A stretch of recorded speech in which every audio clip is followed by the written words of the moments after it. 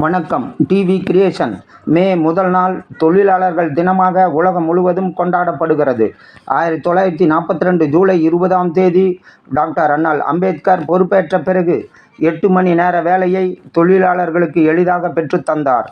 மேலும் பணி உத்தரவாதம், ஊதியத்துடன் வார விடுமுறை, பெண்கள் மகப்பேறு காலத்தில் ஊதியத்துடன் விடுமுறை ஆகியவைகளை அம்பேத்கர் பெற்றுத்தந்தார்.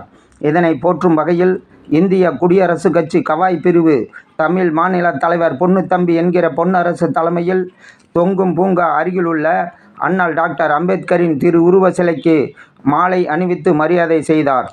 தொழிலாளர்கள் தினத்தில் தொழிலாளர்களை வாழ்த்தும் வகையில் கோஷங்கள் எழுப்பி வாழ்த்தினார். இந்நிகழ்வில் மாநில இணை செயலாளர் அருணகிரி, மாநில இளைஞரணி செயலாளர் செந்தில், மாநில வர்த்தக பிரிவு துணைத் தலைவர் பாலகிருஷ்ணன், மேலும் ராஜன், மணி, தங்கதுரை, மகளிரணி பொறுப்பாளர்கள், கட்சி நிர்வாகிகள் ஆகியோர் கலந்து கொண்டனர். குடியரசுக் கட்சி கவாய் பிரிவு சார்பில் புரட்சியாளர் அம்பேத்கர் அவர்கள் தொழிலாளருக்கு சட்ட வைத்த தந்தை பாபா சாஹேப் அம்பேத்கர் அவர்கள் தொழிலாளர் தினத்தை நாங்கள் இந்தி பிரிவு சார்பாக சிறப்பாக கொண்டாடுகிறோம் என்பதை நாம் தெரிவித்துக் கொள்கிறோம்.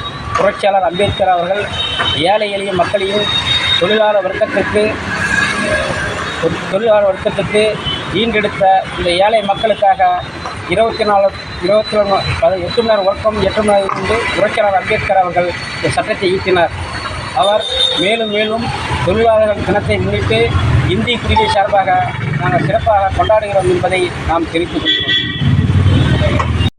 புரட்சியாளர் அம்பேத்கர் விழாவில் கலந்து கொண்ட மாநில இணை செயலாளர் அருணகிரி அவர்களும், மாநில இளைஞரணி செயலாளர் செந்தில் அவர்களும், மாநில வர்த்தக துணைத் தலைவர் தம்பி பாலகிருஷ்ணன் அவர்களும், ராஜன் அவர்களும் மற்றும் பலர் கலந்து கொண்டு இந்த விழாவை சிறப்பாக கொண்டாடி வருகிறது என்பதை தெரிவித்து கொள்கிறோம்.